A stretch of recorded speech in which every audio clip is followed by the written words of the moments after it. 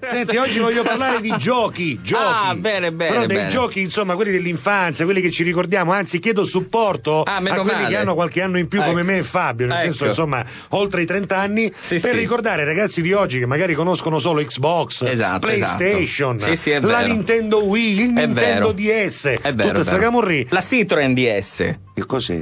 L'automobile, quella alla squadra. E tu sembra d'andare, avendo tu il chiodo dell'auto che non malanenti. Vabbè, l'ho capito.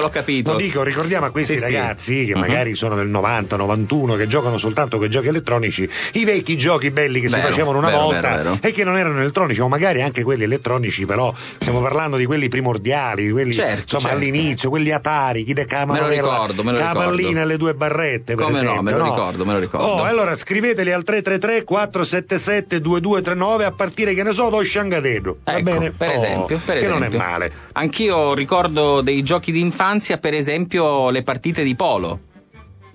Quando ero ragazzino giocavamo a polo. Lo sai che devo dire? Che sei veramente un polo. Sei un polo. Era bellissimo a ciappedda. A ciappedda erano pezzi di marmo che si buttavano a mo' di bocce verso un pezzo che era una sorta di pallino, detto invece un mastro. Si mettevano sotto le figurine, un po' come il gioco vinceva. Un po' come il gioco delle bocce, tutto sommato, però insomma bisognava essere un po' più aggressivi. Dunque, ciao Peppe e Fabio, il gioco più bello era la slitta, il copertone che si spingeva con legno, te lo ricordi? Certo, concetto da Paternò. Non l'ho fatto, ma lo vedevo fare. Io lo facevo invece nel quartiere, bellissimo, quando incidente, caruse che venivano imbaiati, perché giocando con copertone o coligno ti concentravi molto. Infatti per questo ogni tanto se ne non l'ho fatto perché mi veniva vietato, però lo dovevo fare agli altri. Però era bello, dai. Ciao, sono Marco, la grande e indimenticabile Shusha, no Susha, che è Susha, che è gioco giapponese, che si giocava a che pesce. Il gioco Susha è un famoso gioco giapponese, si pigliano pezzi di pesce crudo e se ce l'hanno pure le caruse un po' cozzo, no? Vabbè. Ciao Peppe e Fabio, sono Angela da Palconia, scritto Palcionia, ovvero Palagonia, voglio essere, però con il T9. Il T9 con mine minchiate, ma erano fuori paese che parano dall'Argentina. Ma che ne sai, magari un paese dell'Argentina ci ascolta con lo streaming. Della Patagonia. Salutiamo tutti quelli che ci ascoltano da Palcionia. Saluti a voi e a tutti i palcionesi. Ce la finiste? Mi ricordo un gioco che era una tradizione, io ho quasi 40 anni e in estate, precisamente ad agosto, c'era la festa di Daviano. Salutiamo anche tutti quelli che si chiamano Daviano e che hanno come santo patrono San Daviano. E si giocava alle noci, però le noci fresche, quelle verdi che si grattavano per terra e si mettevano una sopra l'altra. Si chiamavano i pupi. Questo è un gioco più della sua zona. E una noce molto grossa era Obaddo, più ne colpivi più vincevi. Le noci che puntavano gli altri, ovviamente. Era una minnalata, ma noi bambini aspettavamo un anno per giocarci. Fantastico. Era una mingata, voleva scrivere, però va bene. Da cui il famoso detto yoga copupo. Scusa, dice che le noci si chiamavano pupi. Quindi... Mi avete fatto ricordare quando si giocava a mucciatedda o cicchi-zacchi o pa, te lo ricordi? La pammata, come no? No, pa era cauca.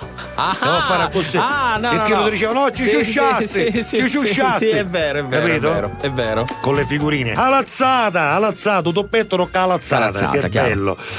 Sì, perché dice carica botta, poi Davide Tappeto Volante che trasporta carburante, nesce l'osso, bellissimo. Nesce l'osso senza fighi e batto pere, bellissimo. Peppe, gli devi dire a questo patoffo di Fabio che lui non li capisce questi giochi tipo a Pezza Pumici, concetto di Paternò. No. Lo saluti per favore, attori 48. Solo polo, e poi mi ricordo che il giovedì con i compagni di classe si giocava a bridge. Mare Peppe, parlo con te perché Fabio sicuramente non lo conosce. Ricordi il gioco dell'angugna e dei cepedi? Ne abbiamo già parlato. Caro Turi Patatina, salutiamo anche Corrado di Librino. Poi, ciao Peppe, io da piccolo giocavo a Sciangadello. Una volta il mio cugino che non capiva il gioco e per farlo giocare l'ho dovuto sciancare. Ciao da Orazio da Cireale. Proprio l'ha azzoppato nel vero senso della parola. Qualcuno dice è briga? Ci avete mai giocato? Me l'ha detto il mio fidanzato da riposto. Io tra i più antichi ricordo la strega dai 1000 colori. Baci da Taormina, Isabel. Bene. Ciao Giuseppe, ciao Fabio, volevo dire che voglio tanto bene alla mia Veronica da Stefi98. Stefi nel senso di Stefitenno? È diminutivo di Stefitenno? Ciao ragazzi, salutatemi il mio amico Nuccio della NSL che somiglia ad Allicca Masi ed è troppo pesso.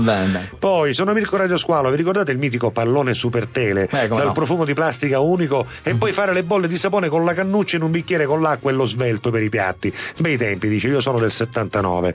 Beh, io altro che cannuccia, sai che faceva? Ci sbugliava tutti i spagnoletti a mia nonna, pigliava la spagnoletta che aveva il rotolino di plastica, però non quello Cucirini, di cartone. Cantoni, Coz. Cucirini, Cantoni, Coz, le 3C, bellissimo.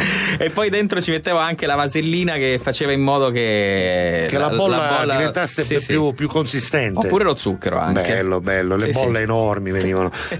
Dunque, Tony34 scrive: da piccolo io ero ginecologo, mio fratello ortopedico, mia cugina la curavamo per bene. Oggi mio fratello lavora come ginecologo a Catania, io ortopedico a Catania, mia cugina sulla Catania Gela. Ci siamo portati il gioco anche da grandi. Complimenti, bravo Tony da Carlentini. Bravo soprattutto suo cugino. Alexio dice: era bello giocare a palla con la palla fatta con i giornali.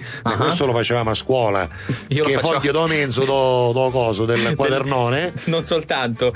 Con scotch facevamo la palla, facevamo tornendo corridoio Caruso De Felice per paglione. Non so se ti ricordi, ci fu un periodo in cui regalavano anche delle riviste all'interno delle scuole, delle riviste scientifiche. Bello, come no, certo. E le utilizzavamo per quello. Diventavano immediatamente dei palloni stupendi, di colore giallo tra l'altro. Bellissimo.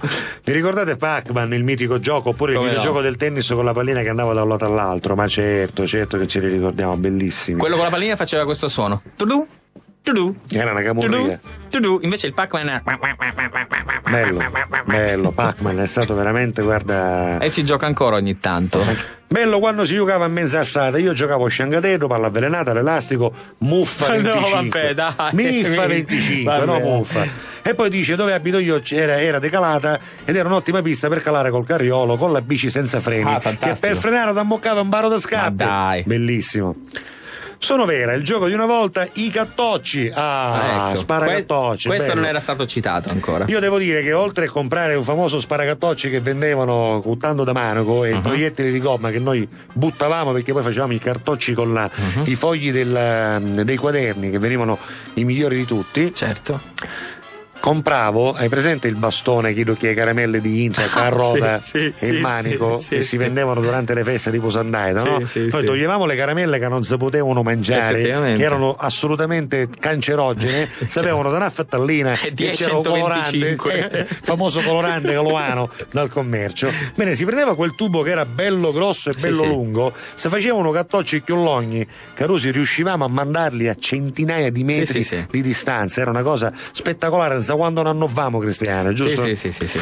Oggi abbiamo parlato di giochi, dei giochi belli di una volta, e sono adesso le 14 esatte, quindi lasciamo la linea a Francesco Ruggeri. Noi vi diamo appuntamento con la replica alle 20, non dimenticate, alle 20 c'è la replica sempre su Radio Studio Centrale. Salutiamo anche tutti quelli che ci seguono anche via internet col sito www.studiocentrale.it, a quelli che seguono anche YouTube con i backstage, insomma quello che succede qui dal vivo dalla Catalla. Grazie al nostro amico Tony Etna. Lo salutiamo e lo ringraziamo. Grazie. Appuntamento a domani alle 11:30 con Alla Catalla. Ciao Giuseppe. Su Radio Studio Centrale Alla Catalla è stato